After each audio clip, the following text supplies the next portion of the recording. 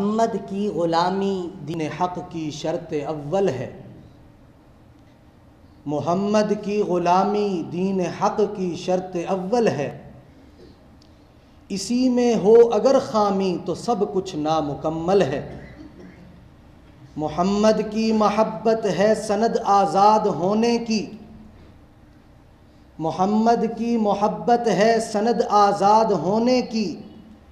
خدا کے دامن توحید میں آباد ہونے کی۔ میرے واجب الاحترام قابل صد احترام بھائیوں، دوستوں، بزرگوں، حضور علیہ السلام کی ذات کو اللہ رب العزت نے امت محمدیہ علی صاحبہ الصلاۃ والسلام کے ایمان کا مرکز، محور اور حقیقی اساس قرار دیا ہے۔ امت مسلمہ کی بقا، سلامتی اور ترقی کا راز اسی امر پر منحصر ہے کہ وہ ذات مصطفیٰ صلی اللہ علیہ وسلم کو اپنی جملہ عقیدتوں، محبتوں اور تمناؤں کا مرکز اور محور بنا لے، اور یہ بات قطعی طور پر جان لے کہ آپ صلی اللہ علیہ وسلم کی نسبت کے بغیر نہ کوئی عزت ہے، نہ کامیابی ہے، نہ سرفرازی ہے، اور نہ ہی آخرت میں نجات ہوگی۔ نسبت مصطفیٰ بڑی چیز ہے، نسبت مصطفیٰ بڑی چیز ہے، جس کو نسبت نہیں اس کی عزت نہیں۔ خود خدا نے اپنے نبی سے فرما دیا، جو تمہارا نہیں وہ ہمارا نہیں۔ تو دنیا کی سب سے بڑی نسبت، سب سے اعلیٰ عرفہ عظمت والی نسبت، وہ اللہ رب العزت نے حضور علیہ السلام کی نسبت بنائی ہے۔ جس کو حضور علیہ السلام سے جتنی نسبت ہوگی، جتنی عقیدت ہوگی، جتنی محبت ہوگی، جتنی اطاعت ہوگی، وہ اتنا ہی کامیاب و کامران ہوگا، اور آخرت میں نہ صرف نجات پائے گا، بلکہ اللہ رب العزت نے جو جنت کے مختلف درجات بنائے، ایک درجہ دوسرے سے اوپر، پھر اس سے اوپر، پھر اس سے اوپر، جو مختلف درجات بنائے گئے، ان کی تقسیم بھی اللہ رب العزت ایسے فرمائیں گے کہ جس کو جس قدر زیادہ نسبت حضور علیہ السلام کے ساتھ ہوگی، اس کا جنت میں ٹھکانہ اتنا ہی بلند ہوگا۔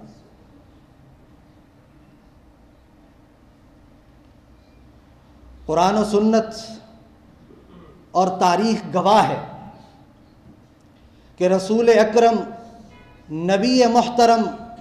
سرور دو عالم صلی اللہ علیہ وسلم کے صحابہ کرام رضوان اللہ علیہم اجمعین نے جو آپ کے ساتھ والہانہ محبت کی، جو صحابہ کرام کو آپ کے ساتھ عقیدت، الفت، محبت اور اطاعت تھی، جو صحابہ کرام رضوان اللہ علیہم اجمعین آپ کی غلامی میں فخر محسوس کیا کرتے تھے، اور ہر دم آپ کی اطاعت پر اپنی جان تک نچھاور کرنے کے لیے قربان رہا کرتے تھے، تاریخ میں اس کی مثال نہیں ملتی۔ اسی نسبت سے آج ہماری گفتگو کا عنوان ہے صحابہ کرام رضوان اللہ علیہم اجمعین کا عشق رسول۔ اور یاد رکھیں کہ یہ عشق، یہ حضور علیہ السلام سے محبت ہم سنیں گے کہ صحابہ کس قدر کیا کرتے تھے، لیکن ایک بات ابتدا میں ہی یاد رکھیں کہ یہ حکم صرف صحابہ کے لیے نہیں تھا کہ وہ حضور سے محبت کریں، بلکہ قیامت تک کے لیے انسانوں کے لیے تھا۔ اللہ رب العزت نے واضح انداز میں بیان فرما دیا، قُلْ إِنْ كَانَ آبَاؤُكُمْ وَأَبْنَاؤُكُمْ وَإِخْوَانُكُمْ وَأَزْوَاجُكُمْ وَعَشِيرَتُكُمْ وَأَمْوَالٌ اقْتَرَفْتُمُوهَا وَتِجَارَةٌ تَخْشَوْنَ كَسَادَهَا وَمَسَاكِنُ تَرْضَوْنَهَا۔ اے محبوب اعلان کر دیجئے لوگوں کے سامنے کہ اگر ان کے باپ دادا، ان کے بیٹے، ان کے بھائی، ان کے رشتہ دار اور ان کا وہ مال جس کو وہ جمع کرتے ہیں اور ان کی وہ تجارت جس کے نقصان سے یہ خوف کھاتے ہیں اور ان کے وہ گھر جو ان کو بڑے پسند ہیں، احب الیکم من اللہ ورسولی، اگر وہ یہ تمام چیزیں ان کو اللہ اور اس کے رسول سے زیادہ محبوب ہیں، وجہاد فی سبیل اللہ، اور اللہ کے راستے میں جہاد کرنے سے زیادہ محبوب ہیں، تو اے محبوب اعلان کر دیجئے فتربصوا، تم لوگ انتظار کرو، حتی یأتی اللہ بامری، یہاں تک کہ اللہ رب العزت کا امر آ جائے۔ اور یاد رکھیں جہاں قرآن پاک میں یہ انداز ہو وہاں پر امر سے مراد اللہ کا عذاب ہوا کرتا ہے۔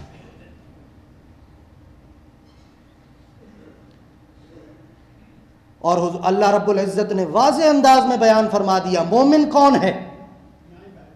فرمایا النبی اولا بالمؤمنین من انفسہم وازواجہ امہاتہم،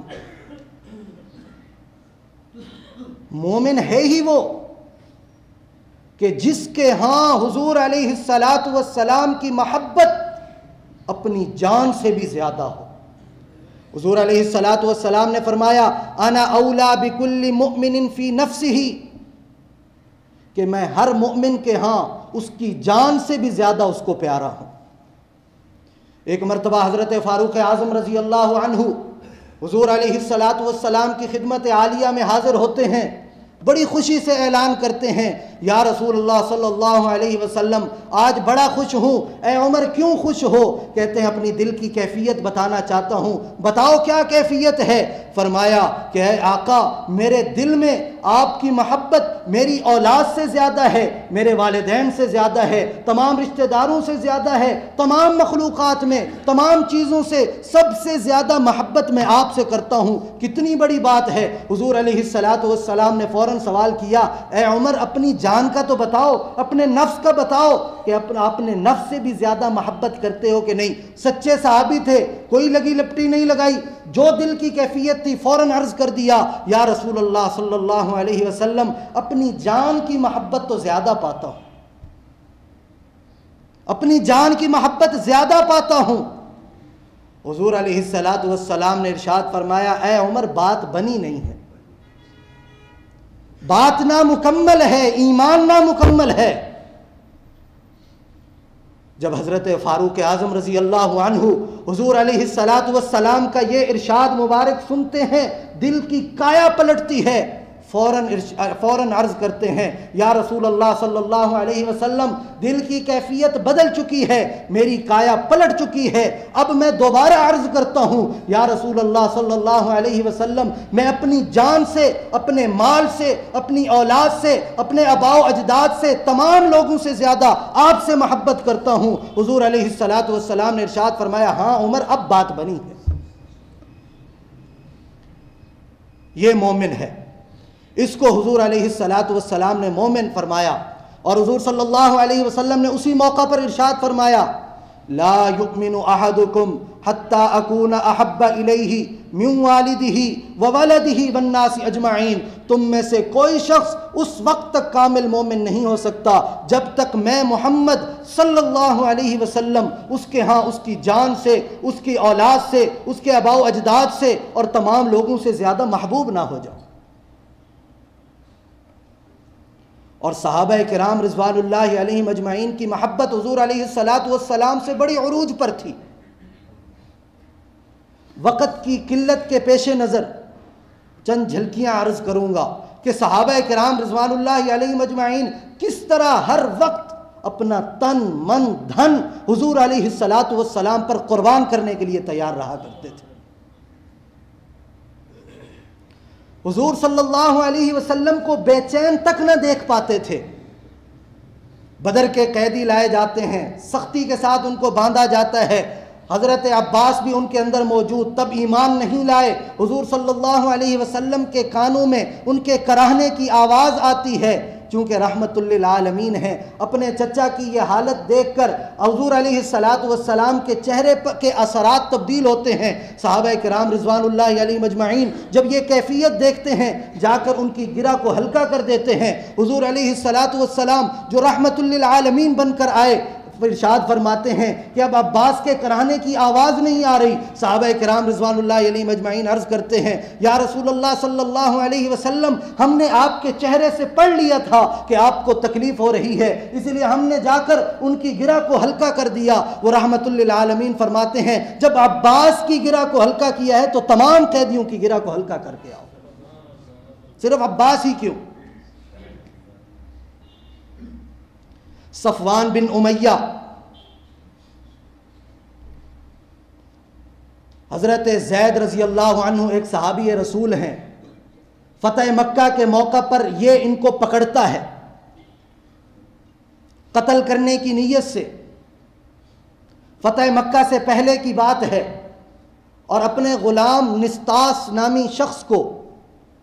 مکہ سے باہر لے جانے کا حکم دیتا ہے، کیونکہ مکہ کا احترام ان کے دلوں میں بھی تھا، بیت اللہ کا احترام وہ بھی کیا کرتے تھے، وہ بھی سمجھا کرتے تھے کہ یہاں پر قتل و قتال نہیں ہونا چاہیے، جنگ و جدال نہیں ہونا چاہیے۔ بیت اللہ کے حدود سے باہر نکل کر وہ اپنے غلام کو کہتا ہے کہ جا کر قتل کر دو۔ راستے میں جا رہے ہیں، ابو سفیان بھی ساتھ ہیں جو تب تک ایمان نہیں لائے، اور وہ کہتے ہیں، ابو سفیان حضرت زید رضی اللہ عنہ کو کہتے ہیں میں تمہیں قسم دے کر ایک بات پوچھتا ہوں، اگر تم مجھے میرے مرضی کا جواب دے دو تو میں تمہیں چھوڑ دوں گا۔ اے زید، کیا تم یہ پسند کرتے ہو کہ تم بڑی آرام سے چلے جاؤ اور اس کے مقابلہ میں محمد کو یہاں پر لایا جائے؟ اب وہاں پر مصلحت کا تقاضا تو یہ تھا کہ وہ پکڑے ہوئے ہیں، حضور علیہ السلام اپنے مقام پر صحیح سلامت موجود ہیں، کوئی مصلحت پسند ہوتا تو کہہ دیتا ہاں ٹھیک ہے میں یہ پسند کرتا ہوں، لیکن حضرت زید رضی اللہ عنہ ایک صحابی رسول ہیں،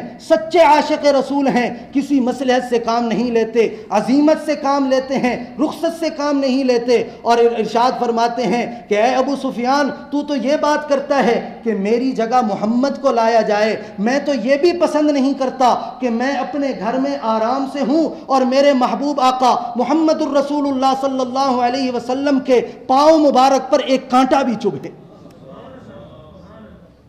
میں تو یہ بھی پسند نہیں کرتا، یہ بھی گوارا نہیں کرتا، میری غیرت یہ گوارا نہیں کرتی کہ میں آرام سے ہوں اور میرے محبوب آقا نبی کریم صلی اللہ علیہ وسلم کو ذرہ برابر تکلیف پہنچے۔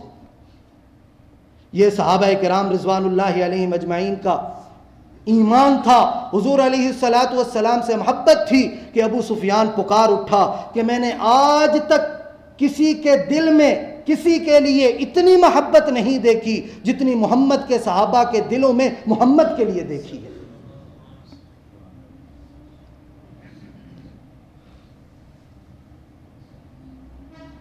اور حضرت عروہ بن مسعود رضی اللہ عنہ ایمان نہیں لائے تھے، صلح حدیبیہ کا موقع ہے، قریش بھیجتے ہیں جا کر پتہ کر کے آؤ۔ صحابہ کرام رضوان اللہ علیہم اجمعین کے دلوں میں حضور علیہ السلام کی تعظیم کا عالم دیکھیے۔ جاتے ہیں معاہدہ کرنے کے لیے قریش کی طرف سے، تو کیا ماجرا دیکھتے ہیں، حضور علیہ السلام وضو کرتے ہیں تو بچے ہوئے پانی کے لیے صحابہ کرام رضوان اللہ علیہم اجمعین اس قدر لڑتے ہیں کہ حضرت عروہ بن مسعود رضی اللہ عنہ جو تب ابھی تک ایمان نہیں لائے تھے، مشرف باسلام نہیں ہوئے تھے، وہ کہتے ہیں مجھے گمان ہونے لگا یہ آپس میں لڑ پڑیں گے۔ صرف وضو کا بچا ہوا برتن کا پانی نہیں، عروہ بن مسعود کہتے ہیں کہ میں نے دیکھا حضور علیہ السلام کلی کرتے ہیں، پانی باہر ڈالتے ہیں، لعاب دہن باہر ڈالتے ہیں، تو ان کے جانثار صحابہ اس کلی کے پانی کو بھی نیچے زمین پر نہیں گرنے دیتے، اس لعاب دہن کو، اس تھوک مبارک کو زمین پر نہیں گرنے دیتے، اپنے ہاتھوں میں لیتے ہیں، اپنے چہرے پر ملتے ہیں، اپنے جسم پر مل لیا کرتے ہیں، اور کہتے ہیں میں نے محبت کا یہ عالم دیکھا کہ حضور علیہ السلام کے جسم مبارک سے کوئی بال جدا نہیں ہوتا کہ صحابہ کرام رضوان اللہ علیہم اجمعین اس کو حاصل کرنے کے لیے لپک پڑتے ہیں۔ اور جب میں دیکھتا ہوں کہ حضور علیہ السلام کسی بات کا حکم ارشاد فرما رہے ہیں تو ہر صحابی کی یہ خواہش ہوتی ہے کہ میں اس کو سب سے پہلے بجا آور لانے والا ہوں. اور کہتے ہیں جب حضور علیہ السلام کوئی بات ارشاد فرماتے ہیں تو از راہ تعظیم صحابہ کرام رضوان اللہ علیہ مجمعین آنکھوں سے آنکھیں نہیں ملا پاتے، تعظیم سے آنکھیں نیچے رکھتے ہیں. کہتے ہیں میں واپس پلٹا، قریش کے پاس گیا اور میں نے وہاں جا کر اپنی آنکھوں دیکھا حال سنایا، اور میں نے قریش کو بتایا اے قریشیو تم کہاں بیٹھے ہو، کن کا مقابلہ کرنے کی سوچ رہے ہو؟ بڑے بڑے بادشاہوں کے پاس رہا ہوں، بڑے بڑے بادشاہوں کو دیکھا ہے، قیصر و کسریٰ کے محلات کو دیکھا ہے، اس کے غلاموں کی حالت کو بھی دیکھی ہے، لیکن جو حالت میں نے محمد کے غلاموں کی دیکھی ہے، خدا کی قسم دنیا کے اندر میں نے ایسی حالت کسی کی کبھی نہیں دیکھی. اور پھر سارا آنکھوں دیکھا حال بیان کرتے ہیں. وہ تو حضور علیہ السلام کے لعاب دہن کو زمین پر نہیں گرنے دیتے، تو وہ یہ کیسے برداشت کریں گے کہ تم جا کر ان کو تکلیف دو؟ تو اسی لیے مقابلہ کرنے کا اپنے دل سے خیال نکال دو، تم ایسے لوگوں سے مقابلہ نہیں کر سکتے. ایک شاعر صحابہ کرام رضوان اللہ علیہ مجمعین کے حضور علیہ السلام سے عشق کی منظر کشی کرتا ہے، اسلام سے محبت کی منظر کشی کرتا ہے. تاریک شب میں سحر پیدا کر، تاریک شب میں سحر پیدا کر، جو دین کے کام آئے وہ سر پیدا کر. کثرت کو دبانا ہو گر قلت سے، کثرت کو دبانا ہو گر قلت سے، تو محمد کے صحابہ کا جگر پیدا کر. آج پوری دنیا کے اندر مسلمان مظلوم کیوں نظر آ رہا ہے؟ محمد کے صحابہ والا جگر نہیں رہا.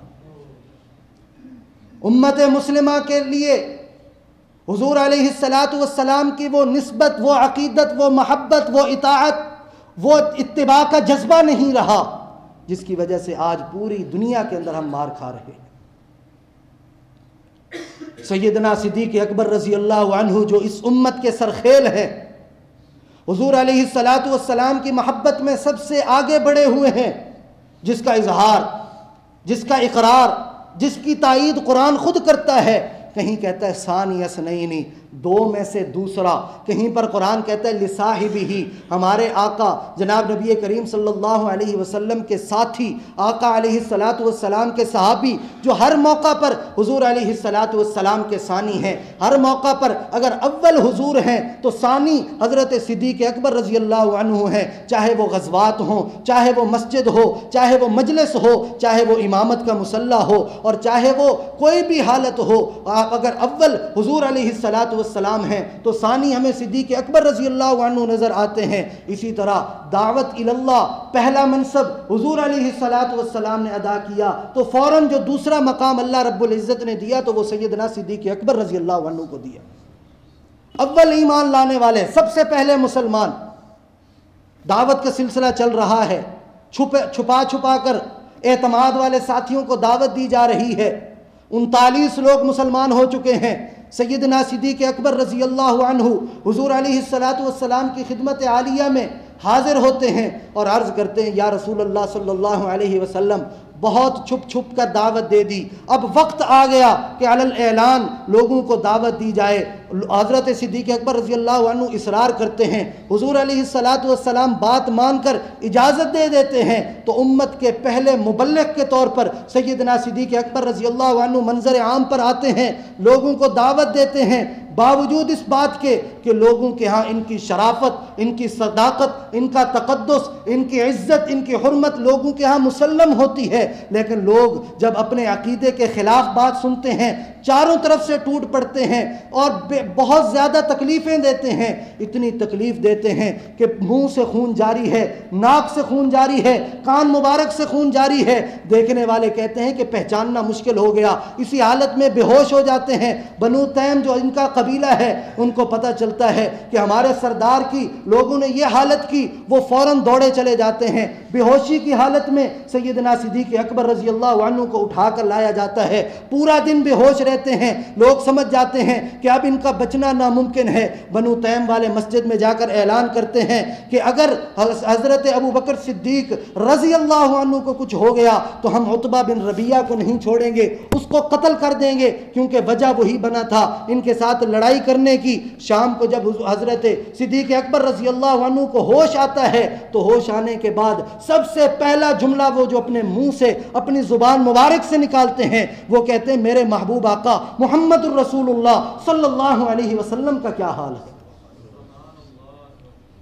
بنو تیم والے حیران پریشان کہ ہم ان کے لیے لوگوں سے لڑائیاں مول لیتے پھر رہے ہیں اور یہ پھر اسی کا نام لے رہے ہیں جس کی وجہ سے یہ حالت ہوئی، اور اکثر لوگ ناراض ہو کر اٹھ کر چلے جاتے ہیں کہ ہمارے ان کے ساتھ بیٹھنے کا کیا فائدہ، پھر یہ لڑائی کریں گے، ہم بار بار ان کی لڑائی میں آتے پھریں۔ لوگ اٹھ کر چلے جاتے ہیں۔ والدہ آتی ہیں، والدہ تو پھر والدہ ہوتی ہیں، ام خیر رضی اللہ عنہا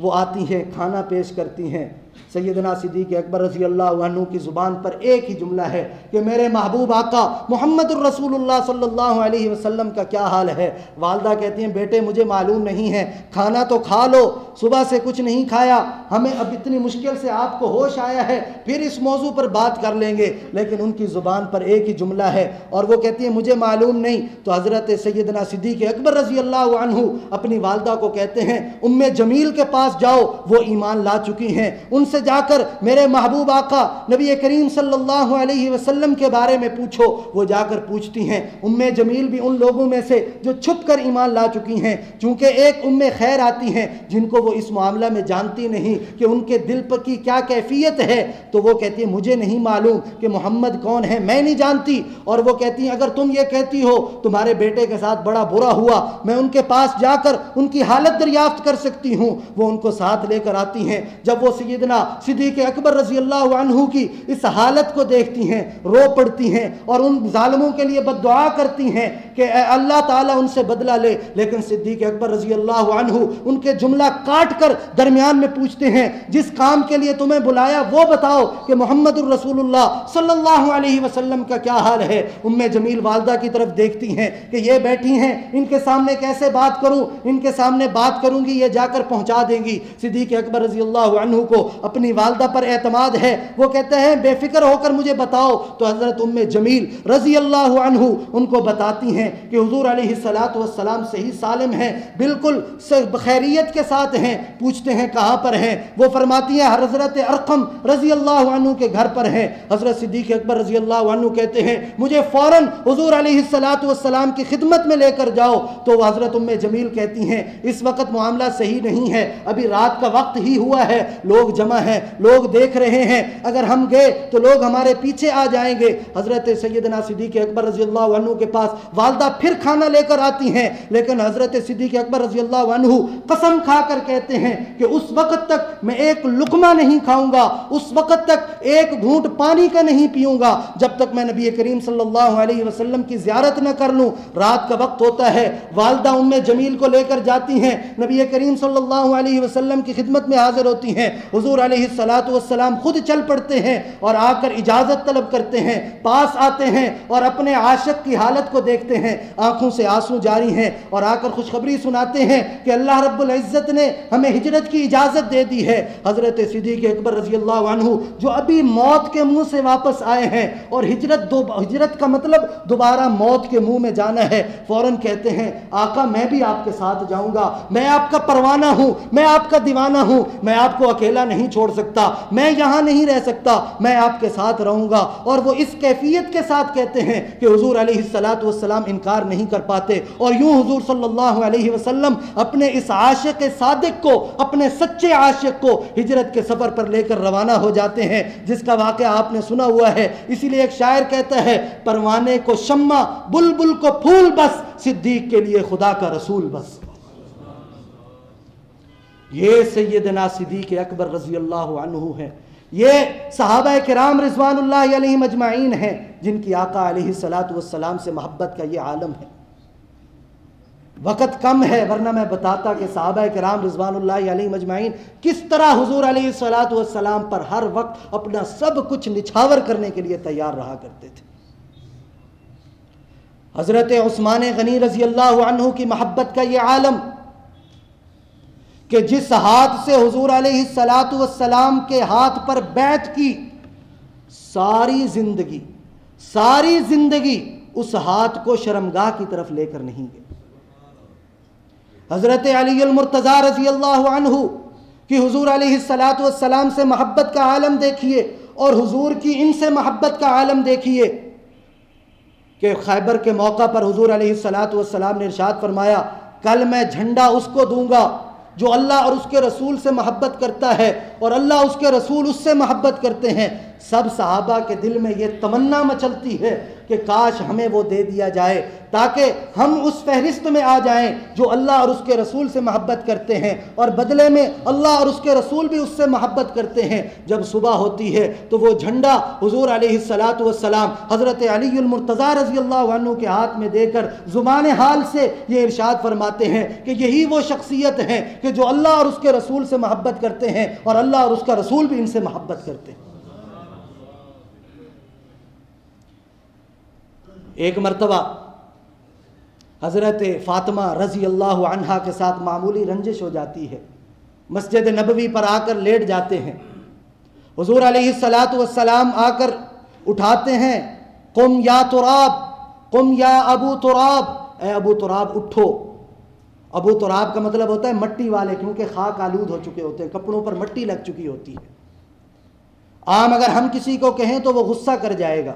کہ میرے کپڑوں پر نام رکھتے ہو۔ حضرت علی المرتضیٰ رضی اللہ عنہ کی حضور علیہ الصلاۃ والسلام کی محبت کا یہ عالم، وہ فرماتے ہیں کہ مجھے سب ناموں میں، سب القابات میں جو سب سے پیارا لقب لگتا ہے وہ ابو تراب لگتا ہے، کیونکہ نبی کریم صلی اللہ علیہ وسلم نے اپنی زبان مبارک سے یہ میرا نام رکھا ہے۔ اور صحابہ کرام رضوان اللہ علیہم اجمعین ہر وقت حضور صلی اللہ علیہ وسلم کی محبت میں اپنا سب کچھ قربان کرنے کے لیے تیار رہا کرتے۔ اس قدر محبت کہ حضرت انس بن مالک رضی اللہ عنہ، مرد تو مرد ہیں، عورتوں کا عالم دیکھیے، کہتے ہیں میری والدہ ام سلیم ایک مرتبہ حضور علیہ الصلاۃ والسلام تشریف فرما تھے، آ کر حضور صلی اللہ علیہ وسلم کا پسینہ مبارک جمع کرنا شروع کر دیتی ہیں۔ وہ پسینہ جو اگر کسی کو آیا ہو ہم اس کے پاس بیٹھنے کے لیے تیار نہیں ہوتے، لیکن وہ پسینہ مبارک نبی کریم صلی اللہ علیہ وسلم کا، اور جمع کرنے والی حضور علیہ الصلاۃ والسلام کی سچی صحابیہ، حضور صلی اللہ علیہ وسلم بیدار ہوتے ہیں اور پوچھتے ہیں ام سلیم کیا کر رہی ہو؟ تو وہ کہتی ہیں کہ میں آپ کا پسینہ مبارک جمع کر رہی ہوں، کیونکہ آپ کا پسینہ مبارک اس قدر معطر ہے، اس قدر خوشبو والا ہے کہ دنیا کی تمام خوشبوئیں مل کر بھی آپ کے پسینے مبارک کا مقابلہ نہیں کر سکتی۔ ایک آخر میں واقعہ سناؤں گا، انشاءاللہ ایمان تازہ ہوگا، اس سے پہلے سماعت فرمائیں ہمارے کرنے کا کیا کام ہے۔ صحابہ کرام رضوان اللہ علیہم اجمعین کی محبت تو اظہر من الشمس، کچھ جھلکیاں ہم نے دیکھی، لیکن اس قدر تفصیل کے ساتھ اس پر بولا اور لکھا جا سکتا ہے کہ کئی جلدیں اس پر لکھی جا سکتی ہیں، لیکن خلاصے کے طور پر ہمارے کرنے کا کیا کام ہے۔ حضرت عائشہ صدیقہ رضی اللہ عنہ فرماتی ہیں ایک شخص حضور علیہ الصلاۃ والسلام کی خدمت میں حاضر ہوتے ہیں اور عرض کرتے ہیں یا رسول اللہ صلی اللہ علیہ وسلم، میں ہر چیز سے زیادہ اپنی جان مال، اپنی اولاد سے، تمام سے آپ سے زیادہ محبت کرتا ہوں۔ جب بے قرار ہوتے ہیں تو آپ کی مجلس میں آ جاتے ہیں، قرار آ جاتا ہے، اے آقا آپ جب اس دنیا سے چلے جائیں گے پھر ہماری کیا حالت ہوگی؟ تو حضور علیہ الصلاۃ والسلام یہ سن کر خاموش ہو جاتے ہیں۔ اللہ رب العزت آیت نازل فرماتے ہیں وَمَن يُطِعِ اللَّهَ وَالرَّسُولَ فَأُولَٰئِكَ مَعَ الَّذِينَ أَنْعَمَ اللَّهُ عَلَيْهِم مِّنَ النَّبِيِّينَ وَالصِّدِّيقِينَ وَالشُّهَدَاءِ وَالصَّالِحِينَ، قیامت تک کے لیے اعلان کر دیتے ہیں جو اللہ اور اس کے رسول کی اطاعت کرے گا، جس قدر اطاعت زیادہ ہوگی، اگر اطاعت کے عروج پر ہوگا تو انبیاء کے ساتھ ہوگا، اس سے نیچے کا درجہ صدیقین کے ساتھ ہوگا، اس سے نیچے کا درجہ شہداء کے ساتھ ہوگا۔ تو ہمارے کرنے کا کام یہ ہے کہ ہم حضور علیہ الصلاۃ والسلام کی اطاعت والی زندگی اختیار کریں، محبت کریں، عقیدت رکھیں، نسبت مضبوط کریں اور حضور علیہ الصلاۃ والسلام کی اتباع کریں، حضور علیہ الصلاۃ والسلام کی اطاعت کریں۔ آج ہم میں سے کون ہے جس کو حضور علیہ الصلاۃ والسلام کی رفاقت کا شوق نہیں ہے؟ ہر ایک کو ہے، اور صحابہ کرام رضوان اللہ علیہم اجمعین کی رفاقت کا شوق اپنے عروج پر تھا۔ حضرت ربیعہ بن کعب اسلمی رضی اللہ عنہ کا بیان ہے، میں حضور صلی اللہ علیہ وسلم کی خدمت کیا کرتا تھا، ایک مرتبہ حضور علیہ السلام نے خوش ہو کر مجھے کہا کہ اے اسلمی جو مانگنا چاہتے ہو مانگو۔ کہتے ہیں میں تو اسی انتظار میں تھا، فوراً میں کہتا ہوں کہ یا رسول اللہ صلی اللہ علیہ وسلم میں جنت میں آپ کی رفاقت کے چاہتا ہوں، آپ کی معیت کو چاہتا ہوں۔ تو حضور علیہ السلام نے ارشاد فرمایا فَأَعَنِّي عَلَى نَفْسِكَ بِكَثْرَةِ السُّجُودِ، کہ میری تم مدد کرو اپنی رفاقت کے لیے کثرت سجود کے ساتھ، تم جس قدر زیادہ سجدے کرو گے جنت کے اندر اس قدر میرا قرب پاؤ گے۔ یہ ہمارے کرنے کا کام۔ اور ایک جو میں نے وعدہ کیا کہ ایمان تازہ کرنے والا واقعہ، ایک ضعیفہ احد کے لیے اپنے والد کو، اپنے شوہر کو، اپنے بچوں کو، اپنے بھائی کو جنگ پر بھیجتی ہے، افواہ پھیل جاتی ہے ان محمد صلی اللہ علیہ وسلم قد قتل، محمد صلی اللہ علیہ وسلم شہید کر دیے گئے، بے قرار ہو جاتی ہے، اپنے گھر سے نکلتی ہے، لوگوں سے پوچھتے ہیں کہ حضور علیہ السلام کا کیا حال ہے؟ وہ کہتے ہیں ان کا پتہ تو نہیں، لیکن آپ کے والد شہید ہو چکے ہیں۔ اور بڑھتی ہے، پھر پوچھتی ہے، کہنے والا کہتا ہے کہ حضور کا تو نہیں پتہ، لیکن آپ کے بھائی شہید ہو چکے ہیں۔ پھر آگے بڑھتی ہے، پھر پوچھتی ہے حضور علیہ السلام کی کیا حالت ہے؟ کہا ان کا تو نہیں پتہ، لیکن تمہارا شوہر شہید ہو چکا ہے۔ آگے بڑھتی ہے، بیٹے شہید ہو چکے ہیں، لیکن پھر بھی وہ رکتی نہیں ہے، اس پریشانی میں بیٹھ نہیں جاتی کہ سارے سہارے ختم ہو گئے، اور حضور علیہ السلام کے لیے مچلتی ہوئی طبیعت کے ساتھ بھاگتی چلی جاتی ہے۔ ایک شاعر بڑے خوبصورت منظر کشی کرتا ہے، چلی تھی ایک ضعیفہ جستجوئے حال کرنے کو، چلی تھی ایک ضعیفہ جستجوئے حال کرنے کو، کسی اچھی خبر کا بڑھ کر استقبال کرنے کو، گئے تھے جنگ میں اس کا برادر بھی اور شوہر بھی، نچھاور کر دیے تھے اس نے فرزندوں کے گوہر بھی، ملے اس کے رستے میں ان سب کی شہادت کے پیغام اس کو سناتے جا رہے تھے، سب خاص و عام اس کو، مگر اس کی زباں پر ایک ہی اسم گرامی تھا، اسی کا نام نامی تھا جو مظلوموں کا حامی تھا، اسے بھائی کا نہ بیٹوں کا نہ شوہر کا خیال آیا، رسول اللہ کیسے ہیں یہی لب پہ سوال آیا، اور کہا جا کر دکھا دو مجھ کو صورت کملی والے کی، میری تاریک آنکھوں کو ضرورت ہے اجالے کی، اور نظر آیا کہ جلوہ مگر نور تجلی ہے، پکار اٹھی کہ اب میری تسلی ہی تسلی ہے۔ وآخر دعوانا الحمدللہ رب العالمین۔